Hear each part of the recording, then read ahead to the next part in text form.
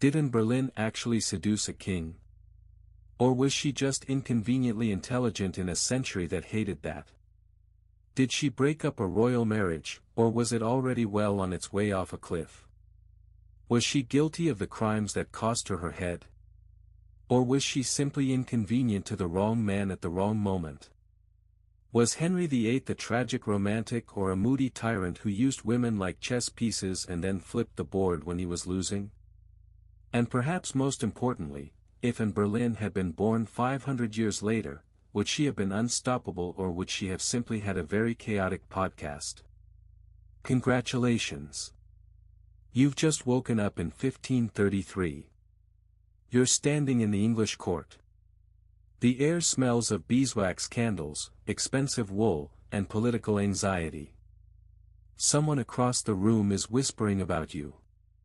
And the king, enormous, red-faced, very much married to someone else, is looking directly at you with a very inconvenient expression, good luck. Let's start at the beginning, which in Anne Boleyn's case is one of the great historical mysteries of the Tudor era. No one recorded the date. No one thought to write it down because nobody in 1501 or thereabouts looked at the newborn daughter of Thomas Boleyn, a moderately ambitious diplomat with good cheekbones and better connections, and thought that one is going to change England forever. She was born, most historians now agree, somewhere between 1501 and 1507, probably at Blickling Hall in Norfolk or Heather Castle in Kent, into a family that was comfortable but not extraordinary. Her mother was Elizabeth Howard, a noble woman from genuinely impressive stock. The Howards were one of England's great aristocratic families, the kind who had portraits painted and enemies made. Her father, Thomas, was sharp, socially agile, and relentlessly upwardly mobile in the way that only men in Tudor courts could be, all polished manners, and concealed desperation. Anne was not the eldest. She was not the male heir. She was, in the cold accounting of 16th-century England, precisely the kind of child a family invested in just enough to make her useful. And yet from the very start something about Anne Boleyn refused to sit quietly in its assigned place.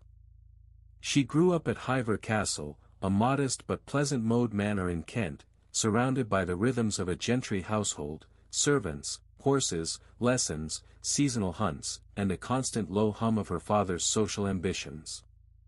Thomas Blind was relentlessly focused on advancement, and he was good at it. He spoke French and Latin. He knew how to present himself at court, and he understood that in Tudor England children, even daughters, were a form of currency if handled correctly. And then her sister Mary were assets to be deployed.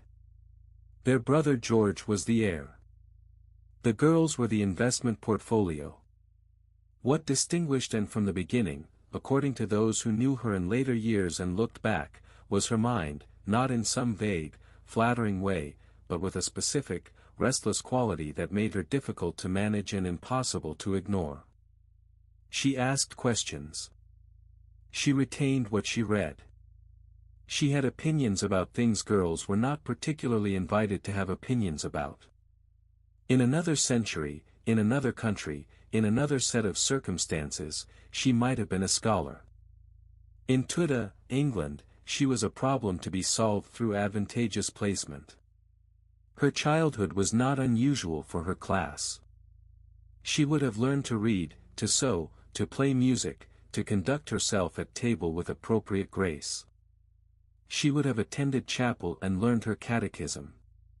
She would have watched how her mother moved through a household, how her father navigated a court, absorbing the grammar of power the way children absorb language, not by being taught it directly, but by living inside it. The world she grew up in was one where a woman's worth was measured almost entirely by what she could provide through marriage and childbearing, and where the gap between her actual capabilities and what she was permitted to do with them was roughly the size of the English Channel. And yet someone, her father, most likely calculating as ever, looked at this sharp, restless, linguistically gifted girl, and made a decision that would reshape history. He sent her abroad, not to be married off quietly to a Kent landowner, not to be tucked into a convent, abroad, to the most sophisticated courts in Europe, to places where clever women were occasionally allowed to be something other than decorative. It was the best and most consequential thing Thomas Blind ever did. He did it entirely for his own reasons. History got the benefit anyway. Most girls of Anne's background were destined for a fairly predictable circuit. Educated at home, married off strategically, absorbed into her husband's household, and thereafter mentioned in historical records primarily in the context of childbearing. And did not get that trajectory, and it is entirely possible the world would have been a duller place if she had. Instead, at around 12 or 13 years old, an age when most of us were just discovering how to be profoundly embarrassing, and was dispatched to the court of Margaret of Austria in the Netherlands. Margaret was one of the most formidable women in Europe, a ruler, a diplomat, a patron of the arts, and a woman who had survived enough personal tragedy to stalk a soap opera for several seasons. Anne arrived in Mechelen, squinting through the cultural shock of a foreign court, and immediately began learning something no English finishing school could have taught her, how power actually worked when women were holding it. Margaret of Austria was the regent of the Netherlands, governing on behalf of her nephew, the young Charles, who would later become the Holy Roman Emperor. And in a twist of historical irony, the man whose political leverage over the Pope would make Anne's own marriage to Henry VIII enormously complicated. But in 1513, none of that mattered. What mattered was that Anne found herself in a court where women held real authority, where the arts were taken seriously, where music and painting and literature were not merely decorative, but central to how power presented itself to the world. Margaret herself was a noted art collector, a skilled musician, and a political operator of considerable sophistication. She took a liking to young Anne, reportedly writing to Thomas Boleyn that his daughter was so presentable and so pleasant in her manner that Margaret had quite forgotten she was English. This is, when you think about it, a remarkable thing to put in a letter. It was essentially a report card that said, "Your daughter is extraordinary. Please do not waste her." And spent roughly a year in the Netherlands before her father arranged for her to move to France, where she would spend the better part of the next 7 years. But that year in Mechelen did something to her that cannot be measured precisely, but can be felt in everything that came afterward. She watched a woman govern a country. She watched a woman make decisions about art and politics and diplomacy, and she watched the men around that woman defer to her judgment. She filed this information away. She also began seriously to learn French, the language that would become her second tongue and one of her most important political tools. French at a 16th-century court was not merely a social nicety. It was the language of diplomacy, of sophisticated intellectual discourse, of the new humanist scholarship that was reshaping how educated Europeans thought about everything from religion to governance. To speak it fluently was to have access to a whole world of ideas that English alone could not unlock. And arrived in the Netherlands as Thomas Blind's quiet investment. She left it something distinctly her own. A young woman who had seen what was possible and who had no intention of settling for less. If Margaret of Austria's court was Anne's introduction to sophisticated power, the French court was where she learned to weaponize it. And spent the better part of her teenage years in France, first serving Queen Claude, the gentle, overlooked wife of the notoriously charismatic King Francis I, later moving in the intellectual orbit of Marguerite of Navarre, a woman of dazzling learning and reformist religious leanings. France in the 15th was arguably the most intellectually electric place in Europe. New ideas about religion, governance, and the role of women in public life were circulating in salons and court chambers with the dangerous energy of sparks near dry straw. And absorbed all of it. She became fluent in French, not textbook fluent, but genuinely, effortlessly fluent, the kind that lets you make jokes and insult people. And returned to England sometime in the early 1520s, and the English court looked at her the way a very polite gathering of slightly damp people looks at someone who has just walked in from a fireworks display. She was different, noticeably, disconcertingly different. Where English courtly women were expected to be modest and decorative, and was sharp. Where they were quiet, she was witty. Where they dressed in the muted, heavy fabrics of English fashion, she had absorbed the bolder colors and lighter silhouettes of the French court. She was not considered conventionally beautiful by Tudor standards.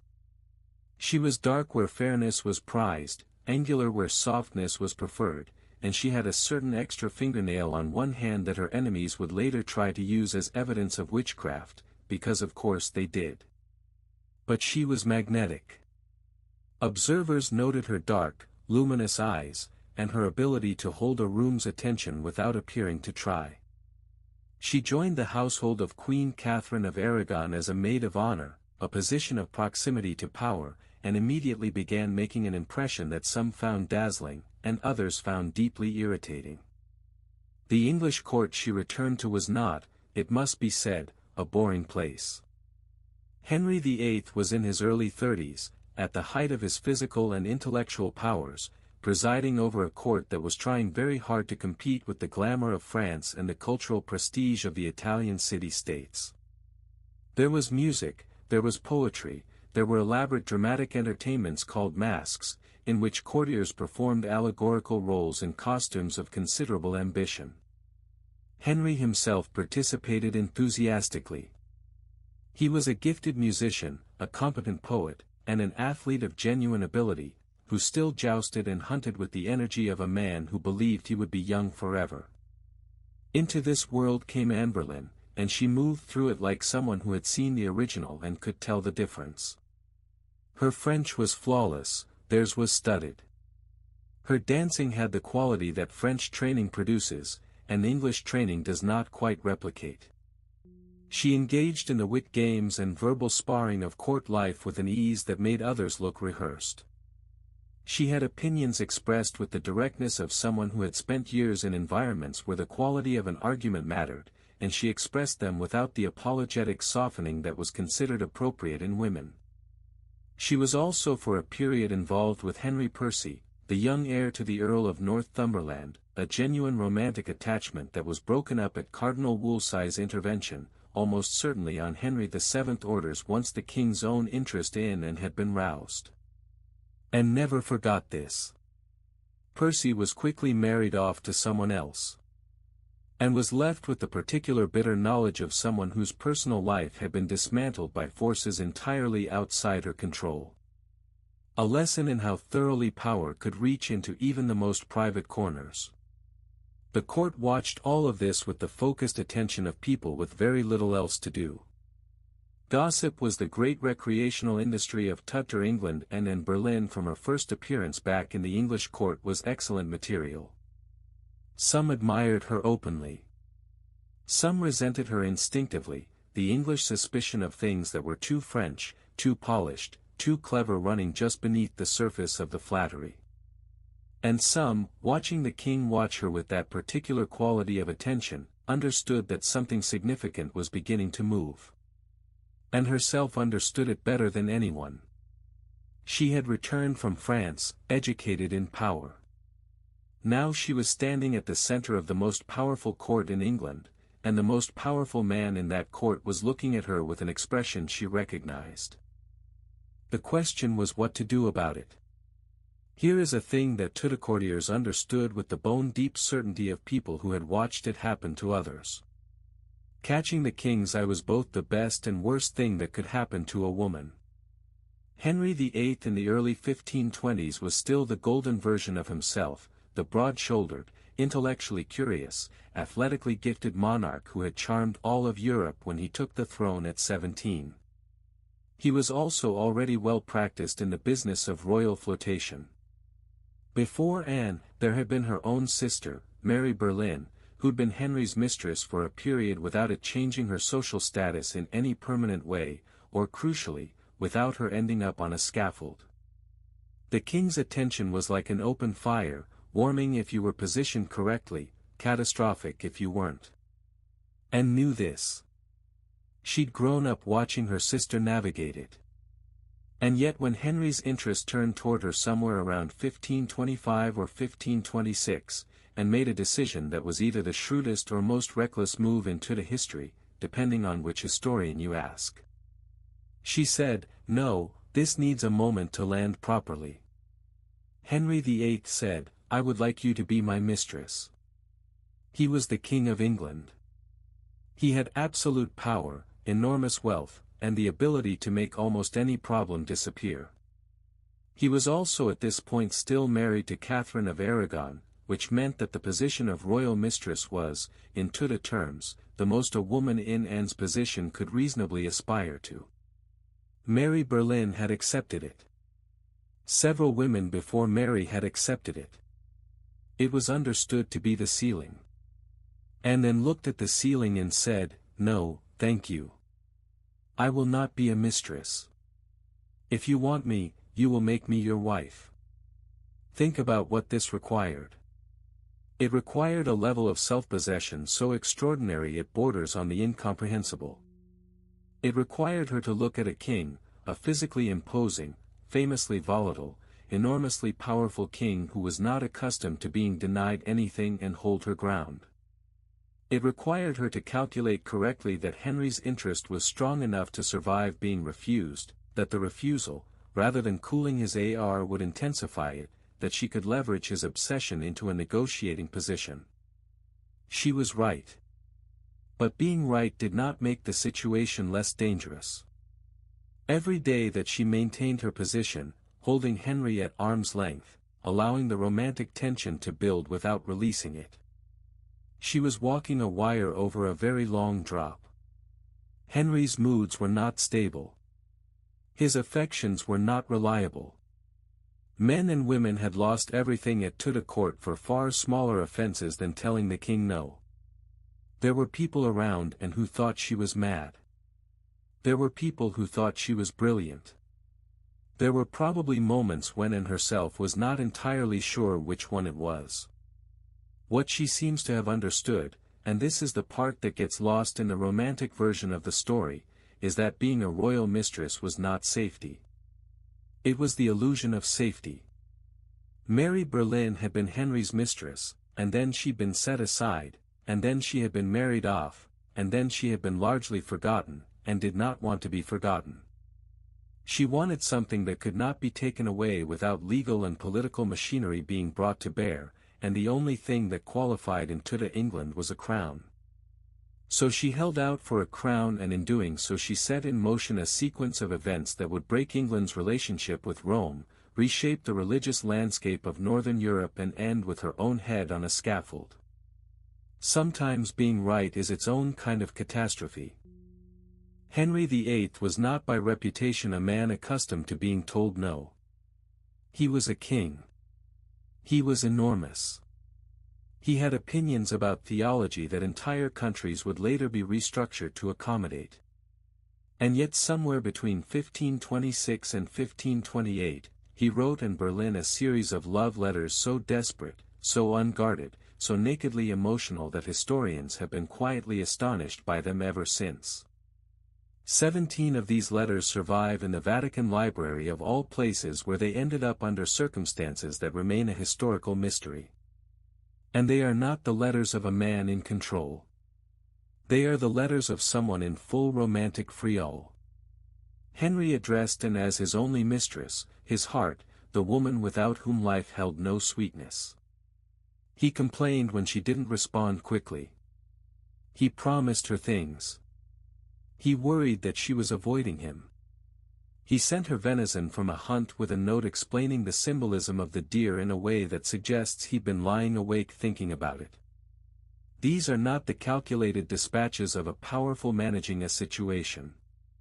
They are the texts of someone who has lost the plot entirely. These letters are remarkable documents for several reasons. First, because Henry was not generally given to emotional vulnerability, he was a king who projected strength, who surrounded himself with people who told him what he wanted to hear, who had the luxury of never having to negotiate with his own feelings because everything around him was arranged to accommodate them. And yet here he is in these letters essentially pleading, asking Anne why she hasn't written, wondering if she's well. Describing the agony of uncertainty, whether she returns his feelings, whether she intends to remain cold to him, whether his suit has any hope at all. Second, because Anne's responses, or rather the absence of her responses in the surviving record, since none of Anne's letters to Henry from this period survive, is itself revealing. The 17 letters are all from Henry to Anne, not the reverse. This is probably not an accident. Anne appears to have been extremely careful about what she committed to writing and extremely deliberate about the pace and content of her communications to the king. Where Henry is pouring himself out across the page, Anne is measured, controlled, giving him just enough to keep the fire burning without giving him anything that could be used against her. Third, and this is the part that should probably make everyone feel slightly strange, Henry explicitly offered to make Anne his official mistress in these letters. In writing, with a kind of Baroque romantic framing that was fashionable at the time, he used the language of courtly love to frame what was essentially a very powerful man lobbying a woman to accept a position of informal sexual availability. And in reading these letters in her chambers at Herva or at court is thought to have declined this offer also in writing, though her response does not survive, while leaving enough warmth in her reply to keep Henry engaged. This is a masterclass in emotional intelligence that would be impressive in any century. In the 16th century, from a woman who had almost no legal standing and no formal power, it is extraordinary. The letters tell us that Henry was for a period of years genuinely in love, or something so close to love that the distinction didn't matter, and that in whatever she felt understood that emotion was a tool and used it with precision. The phrase, "the king's great matter," is how Tudor-era diplomats politely described the situation of a monarch who had decided his marriage to his devout, dignified, politically powerful wife was actually invalid, and that God would probably be fine with him remarrying a woman 18 years his junior, who had told him no for 2 years. Catherine of Aragon had been married to Henry since 159. She was the daughter of Ferdinand and Isabella of Spain, the aunt of Holy Roman Emperor Charles V, and by all accounts, a genuinely capable, gracious, and beloved queen. She had also endured a string of pregnancies that resulted in only one surviving child, Mary, and Henry had convinced himself, or was being helped to convince himself, that this was divine punishment for the sin of marrying his dead brother's wife.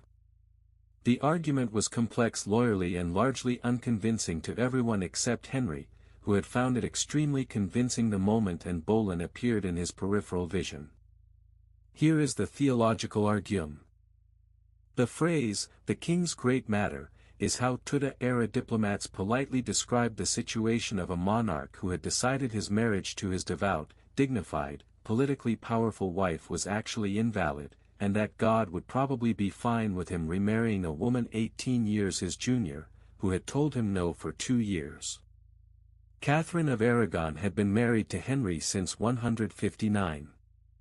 She was the daughter of Ferdinand and Isabella of Spain, the aunt of Holy Roman Emperor Charles V, and by all accounts, a genuinely capable, gracious, and beloved queen. She had also endured a string of pregnancies that resulted in only one surviving child, Mary, and Henry had convinced himself, or was being helped to convince himself, that this was divine punishment for the sin of marrying his dead brother's wife.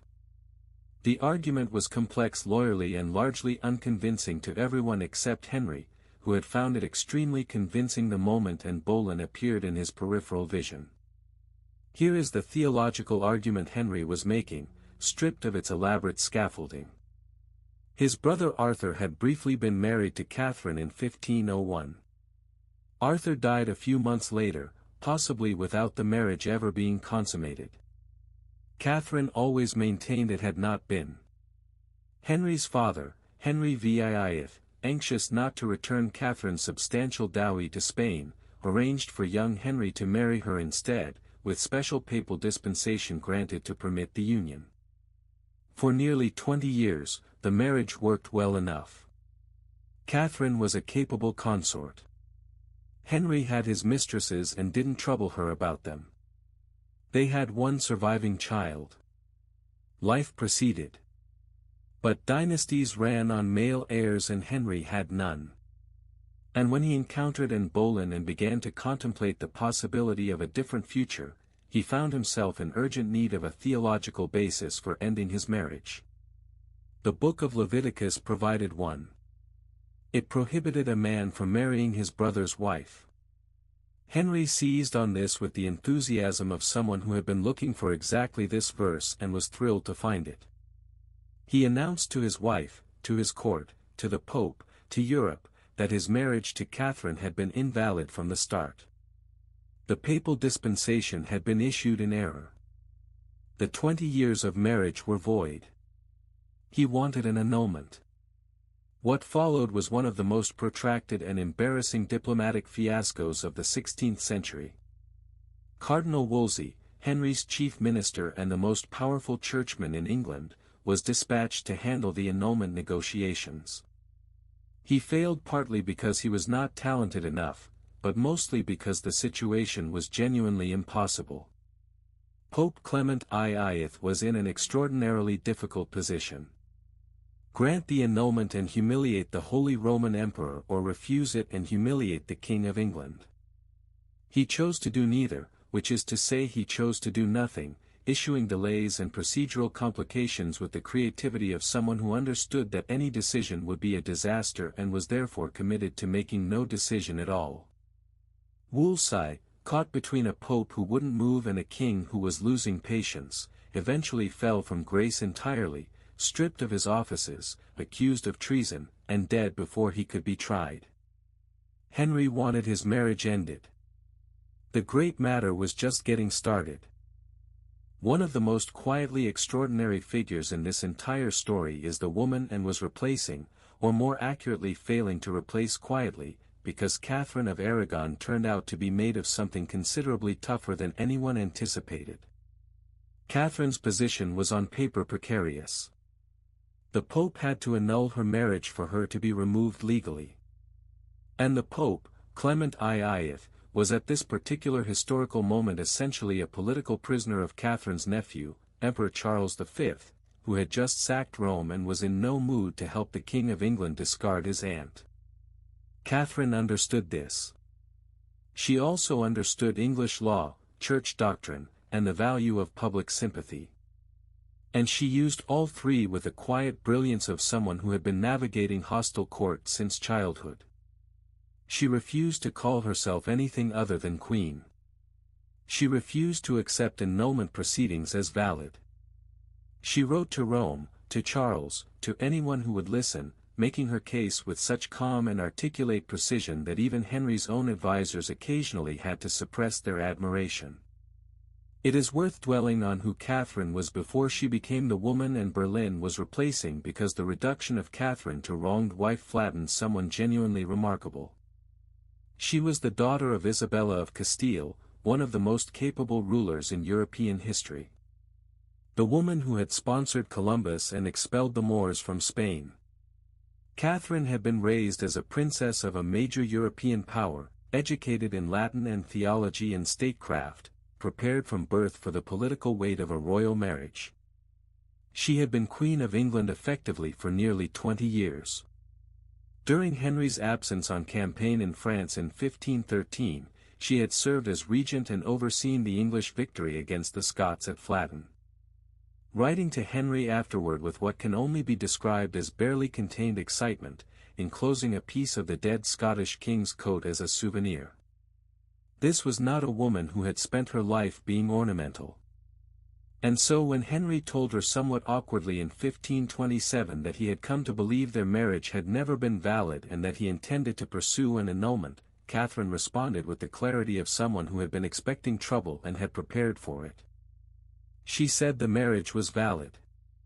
She said she would not voluntarily give it up.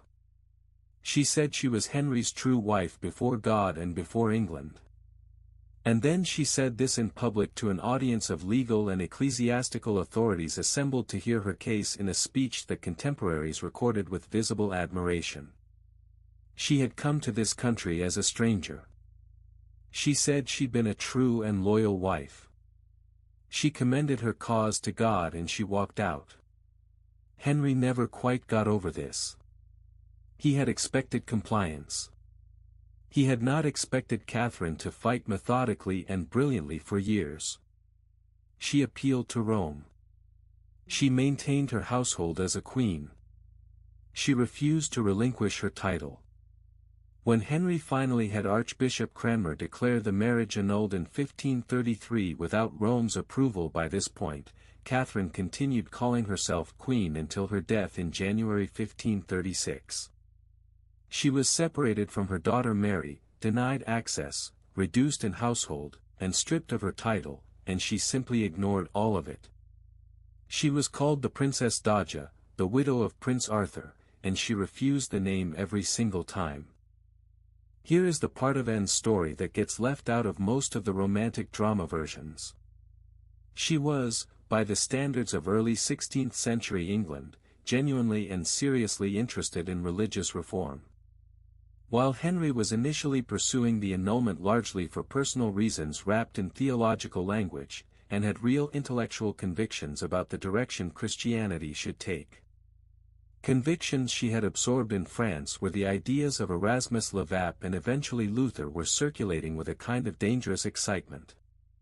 Anne owned books that were on the Church's prohibited list. She lent them to Henry. She had a copy of William Tyndale's English translation of the New Testament. The coronation of Anne Boleyn on the 1st of June 1533 was one of the most elaborate spectacles the English court had staged in a generation, and also one of the most atmospherically uncomfortable. The people of London turned out to watch, but the cheering was noticeably thin.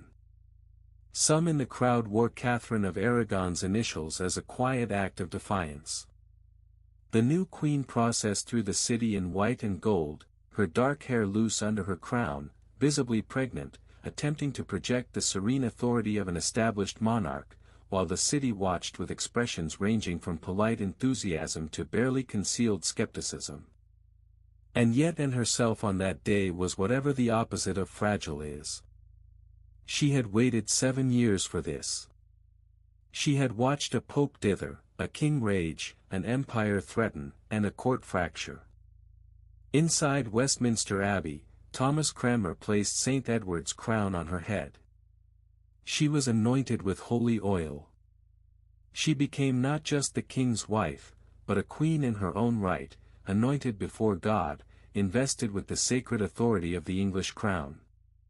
It was the thing she had aimed for across 7 years of extraordinary effort, and it had cost everything she had.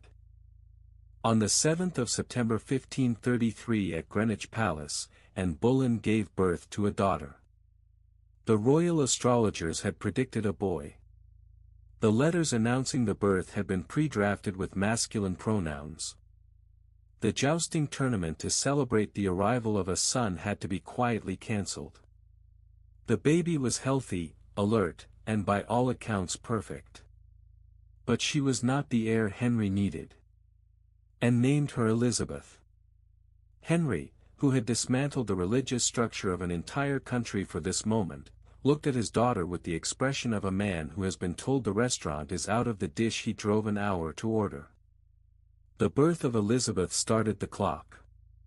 A queen who had not produced a male heir was a queen on borrowed time.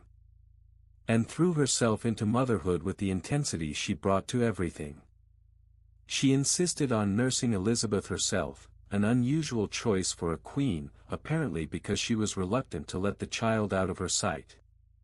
There was in this something beyond royal duty, a particular ferocity that read like a woman who understood that this child was her most important creation and her most durable legacy. Between 1534 and 1536, Anne suffered multiple pregnancy losses.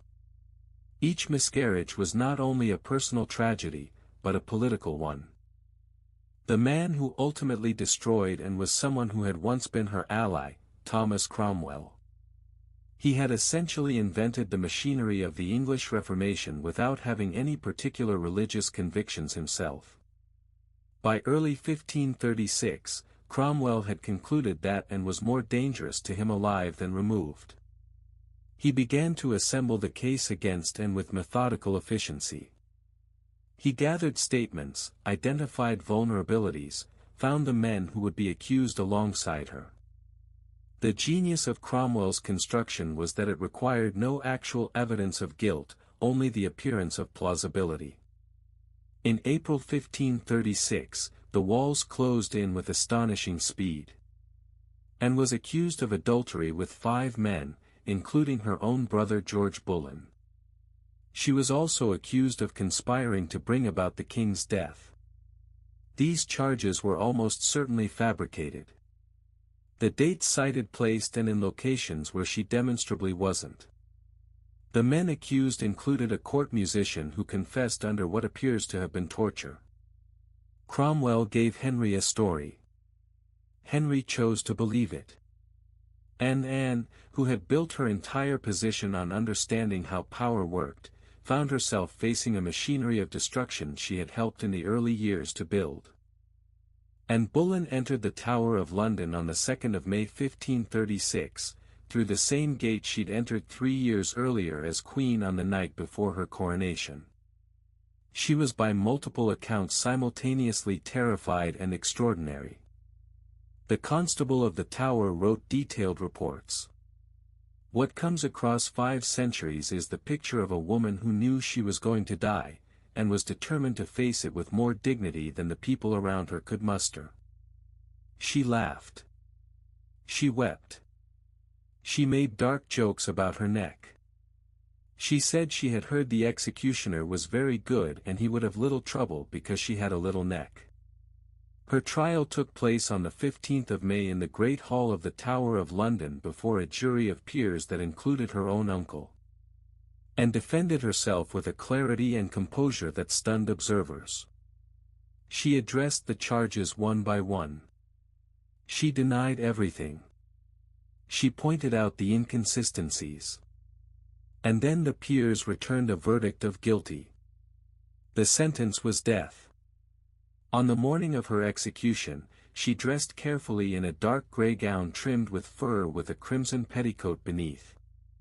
She received the sacrament, swearing once more on the host itself that she was innocent.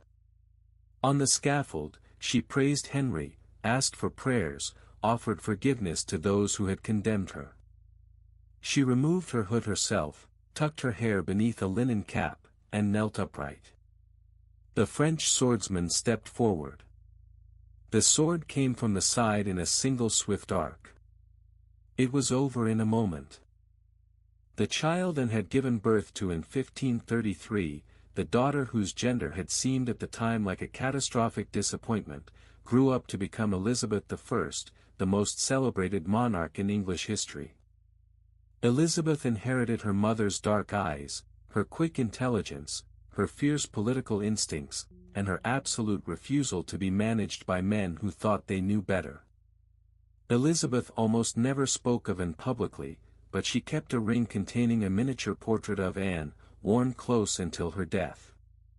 She was 2 years and 8 months old when her mother was executed. She was declared illegitimate shortly after.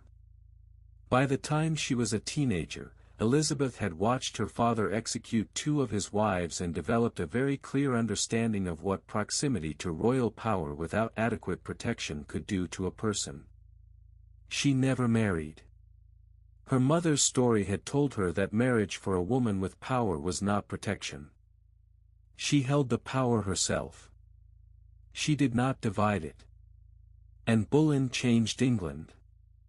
The English Reformation moved in the direction she pushed it.